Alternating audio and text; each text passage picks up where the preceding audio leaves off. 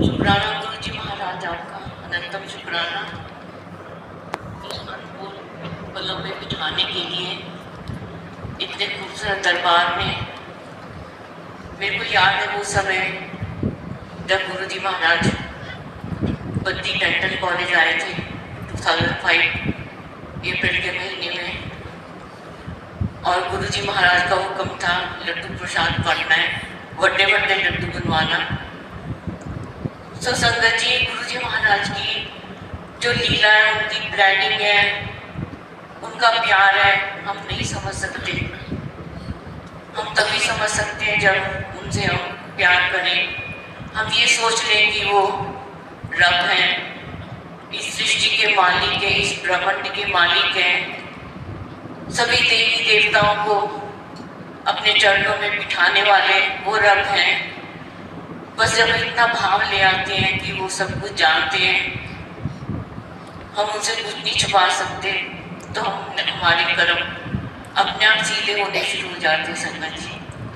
और महाराज कभी डराया नहीं, कभी ये नहीं बोला तुमने ये नहीं करना, तुमने ये नहीं खाना। सबके डायरेक्ट कनेक्शन है, अभी भी डायरेक्ट कनेक्शन है। जैसे इतने शब्द चले, सिर्फ आज एक बात पे जोर था कि भगवान को याद करो, तभी कल्याण होगा तुम्हारा। डायरेक्ट कनेक्शन रखो। जो राजा था, जो उसके जिसके साथ वो महापुरुष के साथ में कनेक्टेड थे, उसने भी बोला मैं तुम्हें नहीं प्रेस कर सकता, तुम अपने गुरु के पास, मेरे गुरु के पास जाओ। बहुत बड़ा मैसेज है संगत जी। गुरु जी महाराज ने हमेशा इस बात पे जोर दिया कि डायरेक्ट कनेक्शन रखो। मतलब हम कोई किसी को प्रेस नहीं कर सकते हैं। आप अपनी दुख, आपकी कहानी, व्यथा, अपने जो चिंताएं हैं वो महाराज के साथ शेयर करो। जब दरबार में पहुँचते हो, जब मत्था टेकते हो, सारी चिंताएं उनके चरणों में रख दो। फिर देखो आपकी जर्नी कितनी आसान हो जाती है। मैं तो ये बोलती हूँ, इतना अच्छा रास्ता, कलियुग का इतना डिवाइन रास्ता। तुम्हें कुछ नहीं करना, सिर्फ महाराज से जुड़ना है। क्योंकि तुमने महाराज को पाने के लिए कोई तीर्थ यात्राएं नहीं की है, कोई पूजा नहीं की है, तुमने कोई हवन नहीं करवाए हैं कि महाराज मिलेंगे। महाराज तो जन्म जन्मों से हमारे साथ हैं, और ये टाइम उनके हाथ में है कि इस संगत को कब मैंने अपने साथ जोड़ना है। बिना गुरु जी कहते मैं तो सस्ते च मिल गया। तो संगत इतने सस्ते में, मतलब हम बैठे बिठाए गुरु जी महाराज मिल गए हैं, बिना कुछ एफर्ट किए। इतने शुक्राने करें इस रब के, इस गुरु महाराज के कि हमें स्वीकार कर लिया, हमें चुन लिया। हम जैसे भी हैं, खोटे, खरे, चालाक, शैतान, फिर भी महाराज ने हमारे गुनाहों को बख्श के हमें अपना बना लिया। संगत जी, हर पल इस बात का शुक्राना करो कि हमें जीने का सहारा मिल गया। कितना आनंद आता है संगत जी जब इनवाइट आता है सत्संग में जाने के लिए। अब तो लगता है कि 4 दिन सत्संग ना मिले तो बेचैनी हो जाती है कि सत्संग नहीं आ रहा, सत्संग नहीं आ रहा। क्योंकि जितने भी गुरबानी के शब्द लगते हैं दरबार में संगत जी, मैं तो हर बार यही बोलती हूँ, ये गुरु जी के मैसेज होते हैं। आप ध्यान से सुनोगे इसको तो आपको लगेगा कि महाराज ने कभी प्रवचन क्यों नहीं किए थे। इसलिए नहीं किए थे, वो महाराज को पता है इतनी सारी दुनिया की संगत को जोड़ने के लिए एक आसान सा रास्ता बनाना है मेरे को, और महाराज ने बना दिया। गुरबानी के शब्द सुनो, उससे कनेक्ट हो जाओ। आज नहीं तो कल, नहीं तो परसों जो महाराज छोड़ेंगे नहीं संगत जी, ये आप पक्की बात रख लो। आज बहुत सारी नई संगत आई है, तो महाराज ने उनको एक गोली खिला दी नशे वाली, सत्संग में आने के लिए। कि आत्मा में जो आनंद आता है संगत जी, सिर्फ आत्मा का आनंद ही है जो हम हर एक संगत इंडिविजुअली महसूस कर सकती है। बस वो आनंद को हम कह नहीं सकते हैं। उस आनंद को याद करके हम कितने घंटों बैठ सकते हैं आंखें बंद करके संगत जी। ये इतना प्रैक्टिकल दरबार है महाराज का।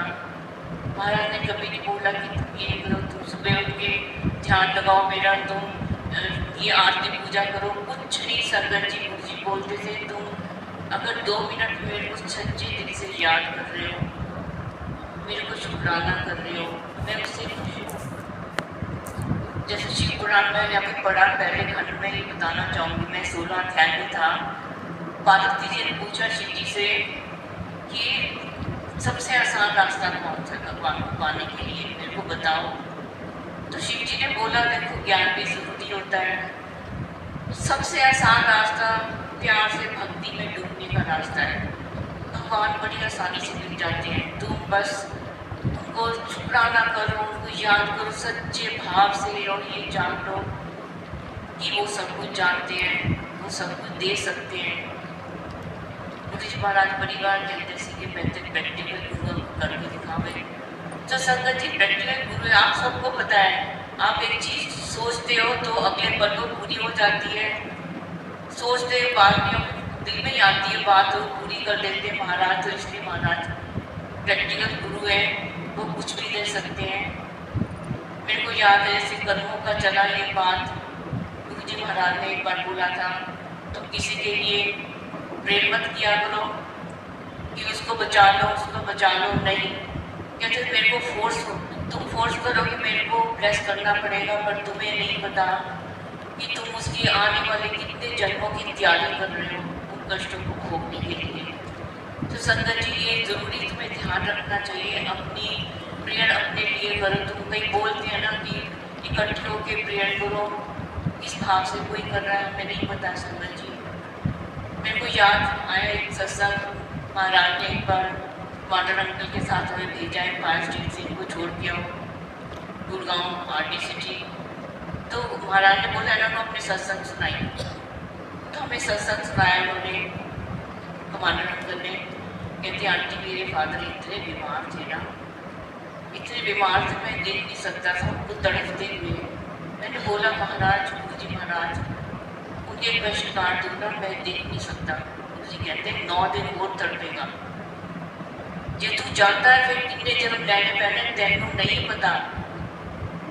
सो एकदम उन्होंने समझ लिया कि महाराज जो बोल रहे हैं वो बिल्कुल ठीक बोल रहे हैं। संगत जी मैं तो ये इस बात को मैं ज़रूर बोलूँगी कि अपनी प्रेयर करो, कोई अप्रोच लगाने की ज़रूरत नहीं गुरु जी महाराज से। हम कितने लोगों के कर्मों में हम एक रोड़ा बन जाते हैं, ये हमें नहीं पता। हमें सहानुभूति होती है कि ठीक हो जाए, महाराज से बड़ा इतना जानने वाला कोई धरती पे नहीं है। और महाराज के दरबार में जब आ जाते हैं जी बोलते थे ना, आंटी ने बोला अपने कर्म कटवा लो। संगत जी कहते दो चीज़ें हैं, या कर्म कटवा लो या शक्ति ले लो, भुगतन नहीं। सो हमारी चॉइस है संगत जी। गुरु जी कहते यूज़ योर कॉमन सेंस।